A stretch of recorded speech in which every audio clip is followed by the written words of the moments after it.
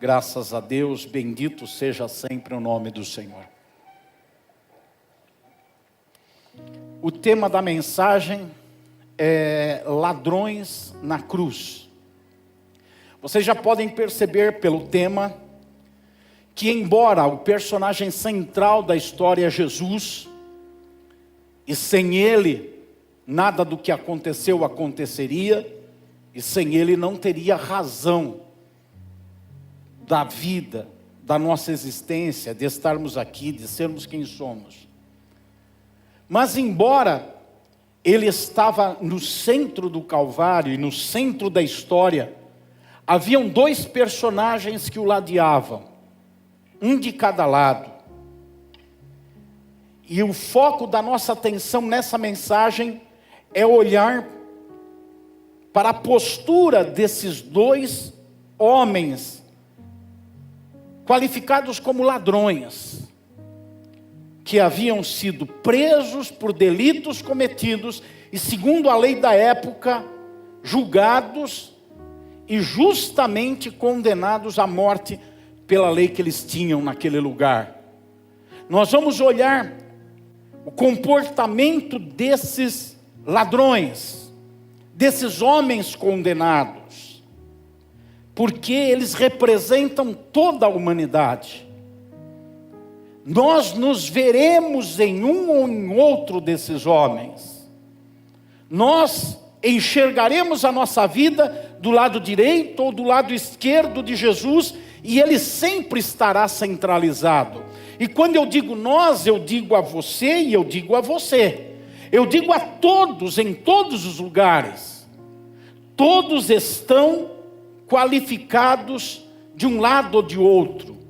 Porque embora a sociedade pós-moderna e o mundo atual se caracteriza por um relativismo em todas as coisas, a ponto absurdo de dizer que até o homem não é bem homem e pode ser mulher, e também a mulher pode ser homem, o relativismo chegou a um extremo tão grande que as verdades se perderam. E as pessoas já não têm mais parâmetro do que é certo, do que é errado. Já não sabem o que é bom e o que é mal. É essa confusão que existe no mundo. Embora isso esteja aí, não quer dizer que o eixo da história gira em torno do relativismo. Não! A história humana e a história individual de cada um de nós continua centrada em torno de verdades absolutas. Não há uma terceira via. Cada um de nós somos o ladrão da direita ou somos o ladrão da esquerda. E a palavra de ladrão, não pense que ela é ofensiva para você, porque no fundo nós somos ladrões. Através da nossa herança genética, espiritual, desde o começo da humanidade, começamos roubando um fruto proibido. E de lá para cá, roubamos tantas coisas. Roubamos a glória que teria que ser dada a Deus e a entregamos a homens ou a nós mesmos. Roubamos o tempo que deveria ser devotado a Deus e o usamos para nossa satisfação e deleite. Todos nós podemos ser chamados de ladrões. A questão é entender se somos o ladrão da direita ou o ladrão da esquerda, e não existe uma terceira via. Não existe ladrão sentadinho no banco, nem ladrão que está na plateia. Todos nós estamos do lado direito ou do lado esquerdo, daquele que é o centro do universo. A Bíblia é enfática nisso. Jesus fala sobre dois caminhos e duas portas. Em Mateus 7, 13 e 14, ele fala que tem uma porta larga com um caminho espaçoso. E ele fala que existe uma porta que é pequena, que é estreita, e o caminho para chegar nela é apertado, é difícil. Então todos nós estamos num caminho que vai conduzir a uma porta. Todos nós entramos por uma porta que vai nos levar a um caminho. Todos nós. O que temos que definir, e cada pessoa da face da terra está nessa posição de definir qual é o caminho, qual é a porta. Então temos que decidir se estamos do lado direito ou do lado esquerdo, daquele que é o centro da existência humana. E isso é definido pelo caminho e pela porta que nós estamos ocupando, andando e decidimos seguir. Aqueles homens estavam ali, no Calvário, sendo confrontados com duas situações. Primeiro, eles estavam lá naquelas cruzes, sendo confrontados com seus pecados. Os seus pecados os levaram para lá. Numa população da Galileia, que eu creio que tinha alguma coisa em torno de 20, 30 mil pessoas, haviam dois homens ali, que estavam lá como consequências dos seus pecados. Então eles estavam sendo confrontados com os seus pecados. E ao mesmo tempo, eles estavam sendo confrontados com Jesus. Jesus estava inserido nessa história. Ele estava ali, Deus no meio deles. Estava ali e eles olhando para Jesus, tinham a possibilidade também de olharem para os seus pecados. Como é que eles olhavam para Jesus? Como é que eles olhavam para os seus pecados? Essas são as grandes questões que todos teremos que tratar com elas um dia. Tem aqueles que já estão resolvidos quanto a isso.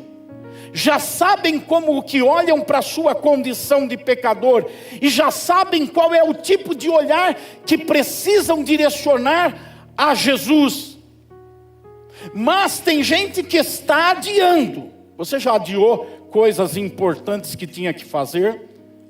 Você já deixou para depois alguma coisa importante, necessária?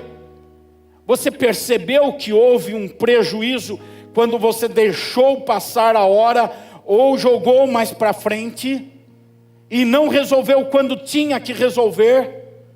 Talvez algumas coisas puderam ainda ser solucionadas, mas talvez surgiu um prejuízo irreversível porque procrastinou, porque deixou para depois. Todos têm que lidar com essa situação. Fiquem aqui comigo nesse quadro de uma cruz central e Jesus nela, e de dois ladrões na cruz, e vá construindo comigo essa verdade de que você, eu e todas as pessoas vão precisar se ver de um lado ou de outro da cruz, e vão precisar se definir como é que estão vendo essa situação, o que os levou lá, os pecados, como é que estão vendo Jesus, que também está inserido nessa história. Vá construindo isso comigo. E por que que todos nós estamos ali, naquelas cruzes?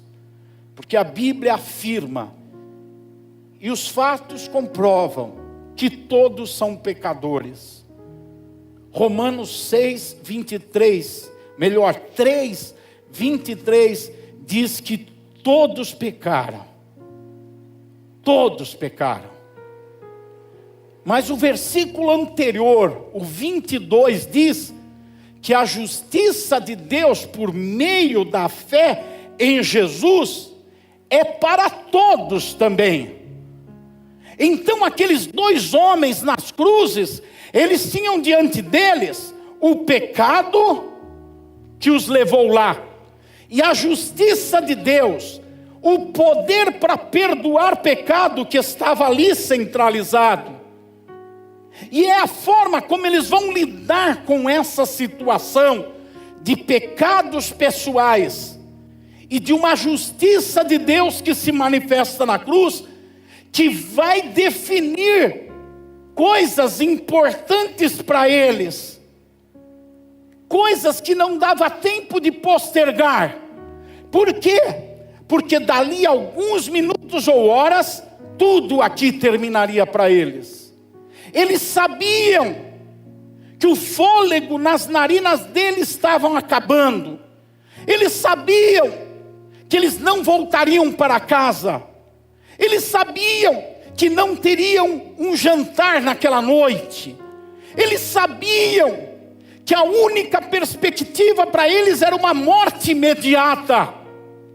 E eles tinham que olhar para a cruz do meio e ver a justiça de Deus. E tinham que olhar para a sua própria cruz e verem os seus pecados. E tomar a decisão de como agir diante dessa situação. E nós temos duas possibilidades de ação. Eles precisavam tomar uma decisão. Como eu vou ver os meus pecados? E como eu vou ver aquele que está morrendo aqui por causa dos meus pecados? Qual é o tipo de olhar que eu vou ter? E o meu olhar vai conceituar uma situação que vai ser determinante na minha vida. E nós temos os dois caminhos se tornando claros. De um ladrão que olha de um jeito. Um ladrão que eu vou chamar aqui, porque essa que é a melhor qualificação para ele, de impenitente. Um ladrão que não consegue enxergar os seus erros. Um ladrão que não consegue avaliar a situação corretamente. E um outro ladrão, do outro lado, que eu vou chamá-lo de arrependido, de consciente. E nós, todos, querendo, crendo ou não, nos enquadramos num desses dois personagens. Somos um ou somos outro? Temos que tomar uma decisão, assim como eles ali estavam no momento propício para tomar uma decisão. A palavra do Senhor diz que a decisão é crer ou não crer. João, Evangelho de João, registra as palavras de Jesus no versículo 17 e 18. Diz ali sobre o amor de Deus, que vocês sabem esse texto de cor. Deus enviou seu Filho. O objetivo não era condenar, mas era salvar, diz o versículo 17. E depois o 18 diz: quem nele crê não é condenado, mas o que não crê já está condenado. Então o cenário, irmãos, me acompanhem no raciocínio, está se formando.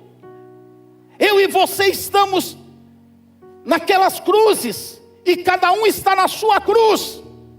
E nós temos uma confrontação com os pecados que nos levaram para a cruz, e com aquele que está ali do nosso lado, pronto a mudar uma situação que já é fatal para a nossa vida. Estamos condenados. E temos que tomar a decisão, e você na sua casa, em qualquer parte do mundo, tem que tomar a decisão, crer ou não crer. E essa decisão vai levá-lo a ser o ladrão do lado direito ou o ladrão do lado esquerdo. Vai levá-lo a ser um ladrão impenitente, de dura cerviz. Um ladrão que não reconhece os seus pecados, que nega a realidade. Ou um ladrão arrependido, contrito, que sabe o mal que está por vir e de alguma forma está buscando escapar de uma ira futura. É o dia da decisão. E quando que é o dia da decisão? Para eles é hoje. Eles não tinham mais do que 2, 3 horas para decidir. Eles já sabiam. E para quando que é o nosso dia da decisão? Quando que é o teu dia da decisão? Quando que é o teu dia da decisão? Hoje também. Porque você não sabe o que vai acontecer daqui 5 minutos. Você não sabe o que vai acontecer da sua vida. Todas as pessoas que estão naturalmente saudáveis, como nós que estamos aqui, se viemos ao templo, porque temos saúde para andar, para se movimentar, para estar aqui, e a grande maioria dos que assistem, participam pela internet também tem saúde. Nós não podemos imaginar que amanhã não almoçaremos. Pelo contrário, já estamos programando o almoço de amanhã. Já estamos pensando no que vamos fazer na semana. Mas nós não temos como afirmar. Tem gente que vai faltar nos compromissos marcados. Tem comida que vai esfriar na mesa. Tem projetos que não vão ser concluídos. Tem cursos que não vão terminar. E nós não sabemos qual é o nosso número na fila. Nós não sabemos qual é a hora. Eles sabiam qual era a hora. E percebam como o assunto é sério. Porque um deles, mesmo sabendo qual era a hora, se mantinha duro de coração. Veja o perigo que corremos. Porque nós temos a perspectiva de viver mais 10, 20, 50, 60 anos. Pela visão que minha irmã teve, eu vou viver até 100, então falta 41. Nunca torci tanto para aquela irmã ser profeta. A gente tem uma perspectiva de vida. Se aquele ladrão, irmãos, que não tinha mais perspectiva, tinha 2 horas apenas ou 3, se mantinha duro. Vocês já pensaram o quanto nós somos propensos a ser duro de coração? Vocês já pensaram o quanto que o jovem é propenso a ser duro de coração? Porque ele julga que tem mais 50 anos para viver.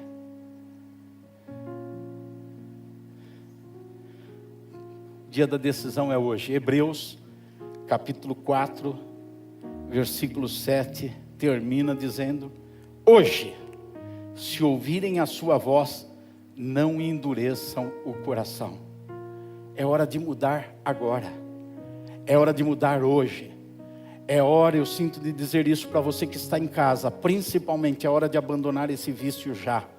É hora de abandonar esse comportamento agora. É hora de tomar uma postura nesse momento. Você está na cruz. Esse mundo é uma cruz. Jesus disse certa vez: vocês precisam levar a cruz de vocês. Essa vida é uma cruz. A gente carrega essa vida. A gente leva essa vida. Os problemas vão se acumulando sobre ela. O peso dela vai ficando maior. As dificuldades nessa vida crescem. As aflições estão aí. É uma cruz que nós temos que carregar. Não somos diferentes daqueles ladrões. Não é o passado que vai indicar um futuro de condenação, mas é a decisão tomada hoje que seja errada. Porque Deus não tem problema com o nosso passado. Através daquele que estava centralizado no Calvário, Ele tem solução para o passado. As coisas velhas já passaram e tudo se fez novo. Ele tem o poder de apagar o passado, de limpar o passado, de purificar o passado, de esquecer o passado. A Bíblia diz, o salmista declara que as nossas iniquidades estão colocadas longe de nós, assim como o Oriente está longe do Ocidente. Assim Deus se esquece das nossas transgressões. O nosso passado não é problema. O problema é o presente. É o presente inconsciente, é o presente sem a averiguação correta do que está acontecendo, é a decisão do hoje. Tudo que nós já fizemos no passado não importa, importa o que estamos decidindo hoje. Tudo que aqueles ladrões fizeram antes de irem para a cruz não importava para o Senhor Jesus Cristo. O que importava é como eles naquele dia estavam reagindo. É isso que importa, como você está reagindo a essa pregação, a essa mensagem da palavra de Deus. A proposta agora, na sequência dessa mensagem, é olharmos alguns aspectos do comportamento, da postura desses ladrões, que identificam aquele que está no caminho largo, com a porta escancarada à sua frente, ou aquele que escolheu o caminho apertado, com uma porta estreita. Aquele que se torna alguém que não sabe reconhecer seus pecados, que é impenitente e aquele que é arrependido. Tem algumas marcas no comportamento desses dois homens que são indicatórias da decisão que cada um deles estava tomando. São as mesmas marcas da nossa vida. São visíveis às pessoas. Existem pessoas que não... Existem não. Eu diria que as pessoas não conseguem ver os seus próprios erros, a não ser quando o Espírito Santo lhes revela, quando elas são sensíveis. Os outros veem. Parece que o diabo quer fazer das pessoas palhaços. Porque as pessoas têm comportamentos vergonhosos, atitudes insanas, palavras erradas. E as pessoas do lado estão vendo, assistindo, algumas se indignando, outras rindo, algumas falando mal, se queixando. Mas a própria pessoa não vê. A própria pessoa não enxerga. Talvez você tenha essa ilustração muito clara na sua mente, de pessoas que vivem de maneira absurda, louca, cega, mas elas não veem, porque o diabo faz delas palhaços, para servirem de circo, de zombaria dos outros, para serem criticados, acusados, mas elas não veem, elas não percebem. Essas marcas, esses aspectos, esses comportamentos são claros. As pessoas estão vendo. E não me admira que as pessoas que estão dessa forma não veem. A Bíblia diz que elas estão cegadas.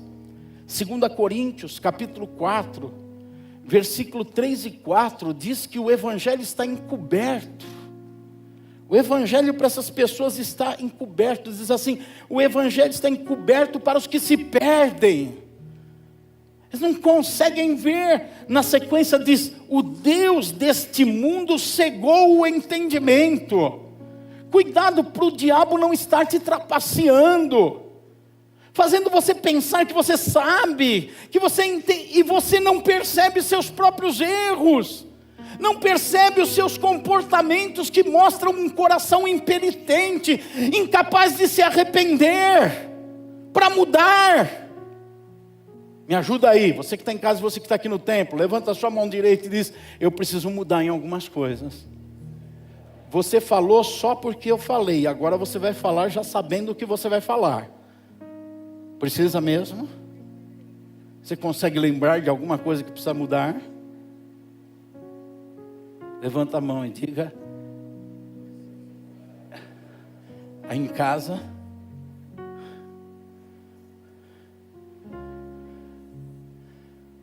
Aquele que nesse momento diz, mas eu não sei o que eu preciso mudar, eu não tenho nada que eu acho que eu preciso mudar. Você é um bobão do diabo. Ele cegou o teu entendimento. Ele cegou. Ele cegou, você não consegue perceber. Porque enquanto nós estamos aqui, tem alguma coisa para ser ou melhorada, ou aperfeiçoada, ou então tirada da nossa vida e substituída. Alguma coisa tem. Tem alguma coisa que precisa, e é só pessoas que não estão com os olhos do entendimento cegados que conseguem perceber isso. E mãos à obra. Fala para o seu irmão, mãos à obra, irmão. Vamos lá, não é para amanhã. Você não sabe quanto tempo ainda tem na cruz. Não dá para ficar esperando. Já passou da hora. Aquilo que precisa ser mudado é já. Vamos olhar para esses aspectos, são só 4, vai marcando aí você vai ver que já está terminando a mensagem. O primeiro aspecto, o aspecto da responsabilidade pessoal. Esse aspecto vai se desdobrar na nossa atitude diante do nosso pecado, uma atitude de autojustificação ou uma atitude de buscar ser justificado. Se justificar ou buscar ser justificado. É o aspecto da responsabilidade pessoal. Vamos ver o ladrão impenitente. Versículo 39, Lucas 23. Um dos malfeitores crucificados, o que ele fazia? Blasfemava, falava impropérios contra Jesus. Comece a perceber essa pessoa que está na cruz como um ladrão impenitente. Ele fala impropérios contra Jesus. dizia: você não é o Cristo? Salve a si mesmo e a nós também. Você não é o Cristo? Uma verdade. Você não é o Cristo? Ele transforma em uma interrogação. Pedro, quando perguntado por Jesus, quem que as pessoas dizem que eu sou? Ele disse que as pessoas diziam. Depois Jesus perguntou para ele: e você, quem disse que eu sou? Ele disse: você é o Cristo.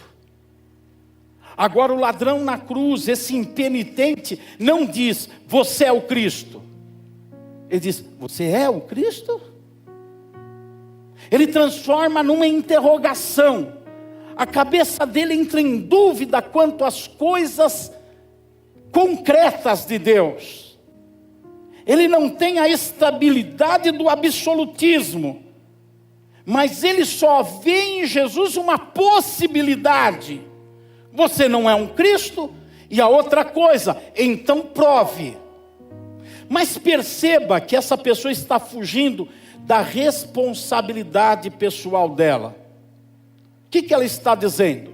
Se eu morrer, a culpa é sua. É porque você é o Cristo e não me salvou. Então não sou eu responsável pelo que vai me acontecer daqui a pouco. Pense bem nessa estrutura construída nas palavras e você vai perceber isso. Ele está dizendo: se você é o Cristo, então salve você e salve a mim também. Ou seja, desça da cruz e me tire daqui. Se eu não sair é porque você não é o Cristo. Então você se tornou responsável porque você disse que é o Cristo. E se você é o Salvador, tem que me salvar. Se não me salvar, a culpa não é minha, é tua. Você consegue perceber essa colocação? Ele podia não estar pensando em nada disso que eu estou dizendo, mas era isso que ele estava fazendo. Assim como os ladrões impenitentes do mundo e aqueles que estão na igreja agem da mesma maneira. Eles não assumem a responsabilidade pessoal pelos seus pecados. Eles transferem a responsabilidade. No caso do ladrão, ele está dizendo que a culpa é de Jesus. Ele não vê a cruz como uma consequência natural dos seus erros. Ele acha que ele é uma vítima que está ali. Por que Deus permitiu isso comigo? Eu sou uma vítima nessa situação. Por que Jesus não me salvou?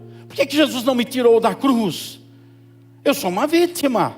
Ele não olha e diz: eu sou o culpado. Agora veja o ladrão arrependido. Versículo 41. Estamos recebendo o castigo que os nossos atos merecem. Ele está ali na cruz dizendo: estamos aqui porque nós fizemos, somos responsáveis por estar aqui na cruz. Tem gente, e tome muito cuidado, você que frequenta uma igreja, você que traz sobre si essa marca de um cristão, tome muito cuidado, porque tem pessoas que reconhecem diante de Deus, reconhecem publicamente, mas não reconhecem para si mesmo. E por que reconhecem diante de Deus e publicamente? Pelo costume religioso. Todos os crentes que estão aqui não sabem que temos que confessar os nossos pecados? Quando a gente pisa na bola, faz um pecado terrível, por exemplo, torce para o Corinthians. Quando a gente tem um pecado, todos nós não sabemos que temos que chegar diante de Deus e dizer: Senhor, me perdoa do meu pecado. Não sabemos disso? Nós não sabemos que está escrito na Bíblia: confessai as vossas culpas uns aos outros para que vocês sejam curados. Nós não sabemos que temos que chegar em alguém e dizer: olha, eu pequei, eu errei. É um caminho bíblico que nós religiosos conhecemos. Então temos que tomar muito cuidado, porque o principal reconhecimento é consigo mesmo. É reconhecer. Aquele ladrão na cruz, ele confessou: nós somos culpados, nós merecemos estar aqui, porque interiormente ele já tinha reconhecido a sua condição de pecador. Dentro dele ele sabia disso. Ele não estava tendo uma atitude religiosa na cruz. Depois de muitos anos de pastoreio, não é muito difícil de identificar quando alguém vem confessar um pecado impelido pelo espírito religioso. Quando alguém vem confessar um pecado, movido pela cabeça que sabe que deve confessar. E quando alguém vem confessar porque está completamente consciente no seu interior do pecado que tem e arrependido. Não é muito difícil. As pessoas vinham ser batizadas por João Batista e João Batista dizia para eles: mostrem os frutos do arrependimento, para que depois eu os batize. É visível. As pessoas verdadeiramente arrependidas mostram isso, não interpretam isso. A vida delas mostra isso, elas não precisam tentar mostrar isso. O segundo aspecto daqueles dois ladrões é o senso de equidade. E dependendo de como nós ficarmos no senso de equidade, e equidade, irmãos, antes deixa eu conceituar, equidade, lembrar os irmãos, é a capacidade de ser justo. O filho da vizinha faz uma coisa, está errado. O nosso filho faz, também está errado. É equidade. Aquela pessoa que é nosso amigo falou uma coisa que não devia falar, ela está errada. Aquela pessoa que não é nosso amigo falou, está errada. Isso é equidade. Tem pessoas que não têm equidade. Se elas gostam de alguém, o defeito daquela pessoa é uma falha. É uma falha, aquela pessoa tem uma falha. Mas se elas não gostam de alguém, o mesmo defeito da outra pessoa é um pecado de iniquidade. Abominável. Isso é falta de equidade. É falta desse senso de equilíbrio para olhar a situação independente da pessoa. O aspecto da equidade ali na cruz está caracterizado naqueles dois ladrões. O impenitente não tinha equidade. Ele não se importava com a justiça. Quando ele fala para Jesus, salve a si mesmo e a nós também, ele não está pensando, não, o que eu estou recebendo é a consequência do meu erro. É justo eu estar aqui. É justo eu estar sofrendo.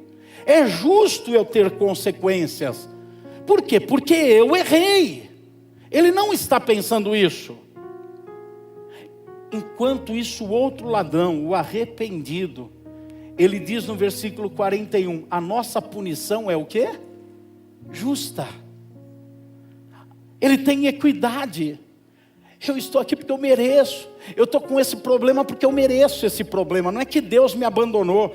Não é que ninguém me ajudou. Não é que Jesus não me tirou da cruz. É porque eu fiz errado. É porque eu pequei. E aquele que tem senso de equidade, ele diz, a nossa punição é justa.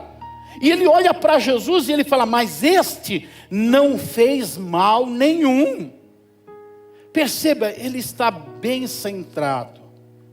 Ele fala para o seu companheiro do outro lado de Jesus, que está na cruz ali, um ladrão. Ele diz, cara, se toca, meu. A gente está aqui porque merece, mas ele que está aqui no meio não fez nada errado. É o senso perfeito de equidade. A culpa não é dele de nós estarmos passando por isso. Repare como você já viu pessoas religiosas sem senso de equidade. Erram, e depois falam, por que Deus não me ajuda, hein? Por que Deus não resolve o meu problema? Por que Deus não intervém na minha situação? É falta de equidade. Está transferindo para Deus. Não está assumindo. Porque não é justo. O terceiro aspecto é o imediatismo. Ali na cruz tem o imediatismo. O impenitente com a expressão, a mesma expressão, salve a si mesmo e a nós também, ele está buscando uma solução para aquele problema que ele está vivendo naquela hora. Ele quer uma salvação temporal. Ele fala assim, salve-me dos problemas que eu tenho nessa vida. Agora quando você olha para o ladrão arrependido, no versículo 42 ele fala, lembre-se de mim quando vier no seu reino. Ele está dizendo, salva-me na eternidade. O primeiro é imediatista, eu quero uma solução para a dor que eu tenho agora. O outro está dizendo: olha, como a dor que eu tenho agora é uma consequência dos meus erros, e é justo eu estar passando a dor, eu não estou nem preocupado com ela, eu quero ter vida eterna. Quem está aqui que deseja a vida eterna acima de todas as coisas? É a vida eterna. Esse arrependido, ele está dizendo: lembra-te de mim no teu reino. O outro está dizendo: lembra-te de mim nessa cruz. Lembra-te de mim nos meus problemas temporais. Lembra-te de mim nas aflições que eu tenho hoje. O outro está olhando mais para frente. E essas pessoas que têm o imediatismo como marcas na vida delas são aqueles que se tornam pecadores inveterados. O imediatismo chama a satisfazer o seu prazer. E eles não rejeitam a tentação, eles caem na tentação. Há um desejo, um rapaz de 22 anos de idade, ele tem um desejo, um ardor físico, sexual. Vem a tentação, ele não pensa no depois, ele não pensa na consequência, ele não pensa no resultado, tanto no futuro dessa vida como na eternidade. Ele só está querendo o prazer do agora. Aquele profissional que precisa de dinheiro como todo mundo, para pagar suas contas, para prosperar, e aparece alguma coisa ilícita para ele fazer, um ganho desonesto, uma forma errada de se angariar fundos. Ele não pensa no depois, ele não pensa na consequência, tanto nessa vida quanto na eternidade. Ele só olha para o agora. Oh, isso vai resolver meu problema? E ele transgride. Ele erra por causa do imediatismo. Há um ladrão na cruz imediatista. Há um outro futurista. Ele está pensando depois. Ele já está pensando: eu vou morrer. Quem aqui sabe que vai morrer? Eu vi 2 mãos levantadas. Os outros não sabem. Deixa eu te contar, você vai morrer. Calma, não estou dizendo que é hoje, mas um dia vai. A gente fica saindo pela tangente. Não, eu vou ser arrebatado. Já vi muito velhinho pensando isso e morrendo. Você vai morrer. Ele está pensando: eu vou morrer mesmo. Quem é que pode pensar assim: eu vou morrer mesmo? Porque você vai morrer mesmo. Ele está pensando: eu vou morrer mesmo. Então eu estou olhando um outro reino.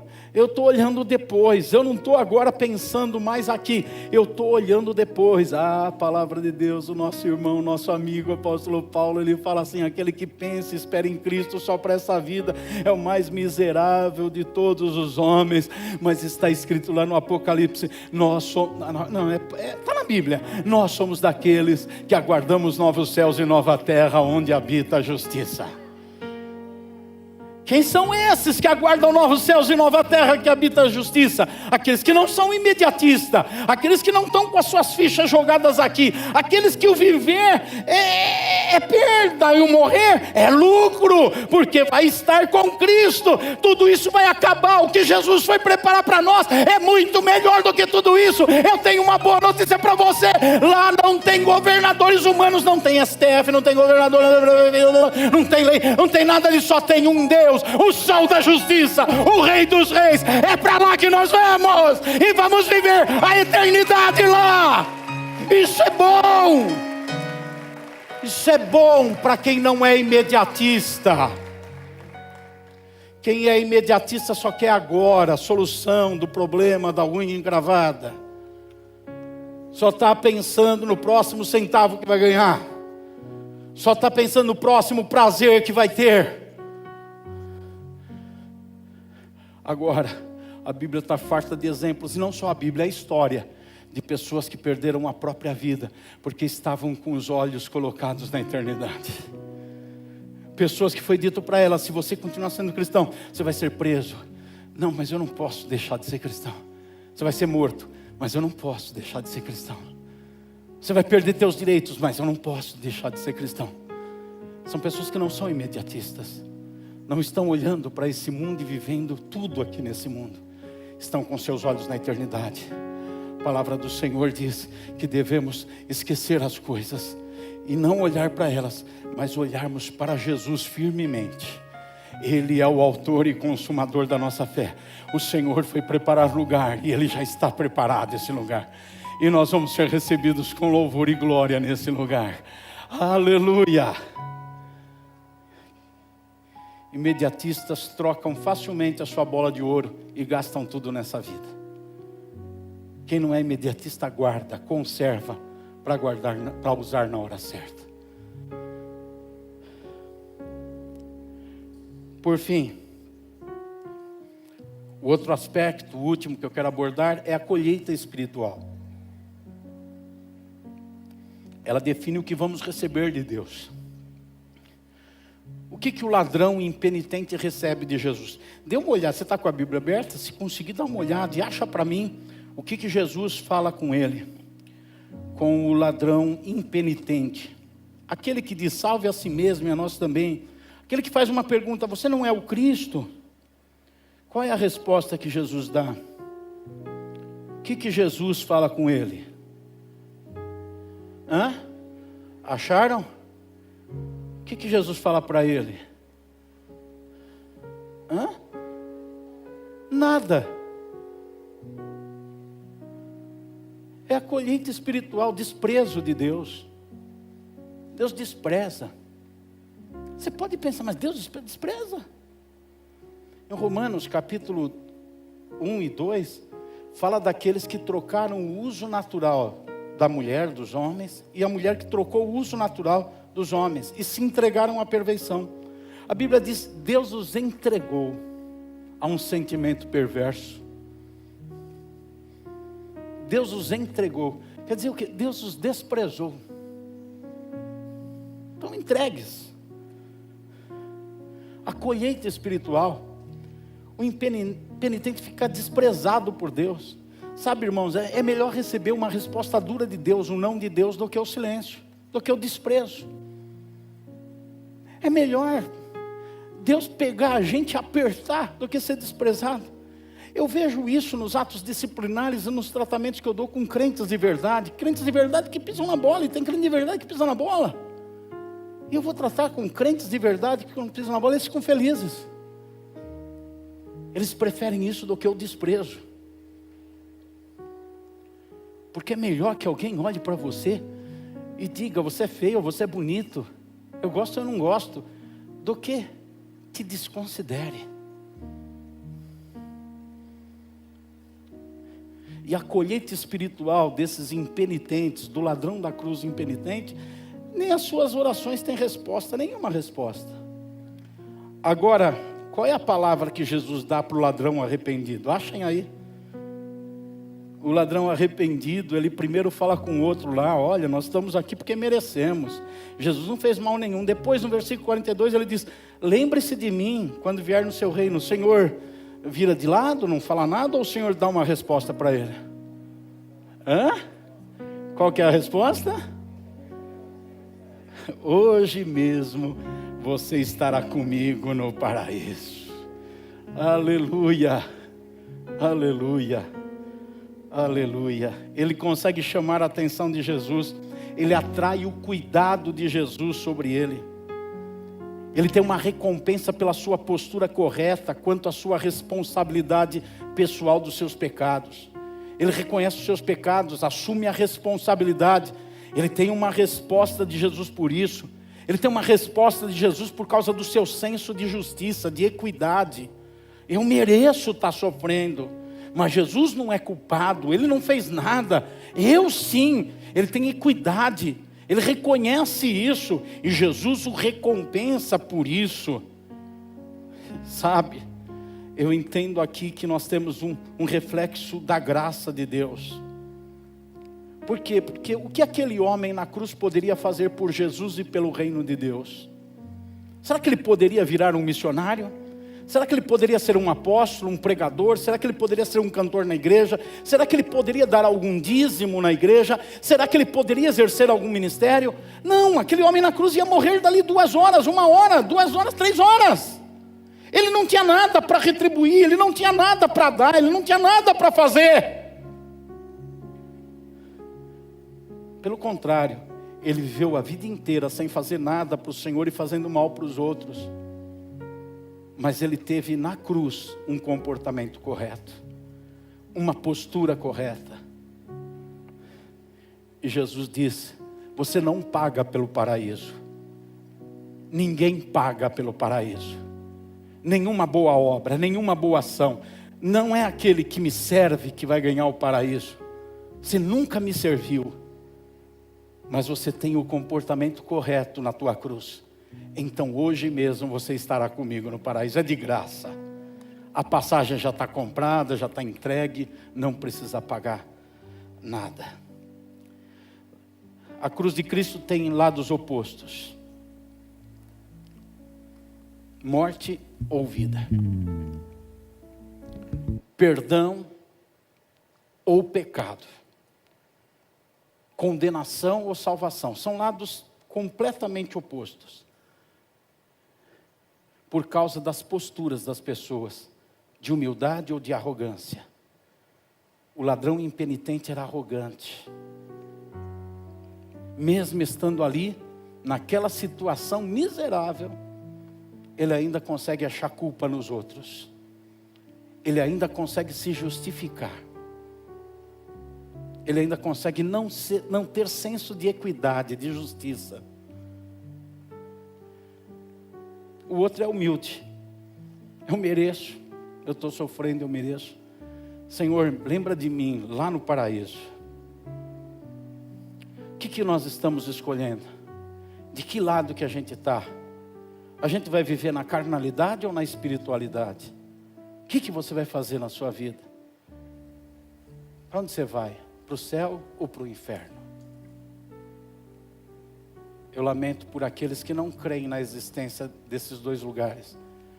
Porque a Bíblia não diz que esses lugares é só para quem crê que eles existem. A Bíblia afirma que é para todo mundo. E todo mundo vai para a cruz. Todos na mesma sentença de condenação, ladrões. Vão para a cruz porque são ladrões, roubaram o fruto proibido. Depois roubaram capas no caminho. Roubaram meio quilo de ouro, 2,5 quilos de prata no caminho. Roubaram uma coroa de alguém. Foram roubando na vida, todos são ladrões. Roubaram a glória de Deus e trouxeram para si mesmos. Todos são ladrões. Todos, iguais. Estão na mesma cruz, do mesmo jeito. Mas ali está sendo decidido quem é que vai se encontrar no paraíso com Jesus. Quem vai para o inferno. Vamos ficar em pé e tomar a nossa decisão. Aí na sua casa, fique em pé também e tome a sua decisão. De que lado você está? Você está na cruz, mas está do lado direito ou do lado esquerdo de Jesus? Está do lado dos impenitentes ou dos arrependidos? Qual é o teu lugar na cruz? Pense nisso enquanto você ouve essa música ou canta, mas pense. Conheces-me.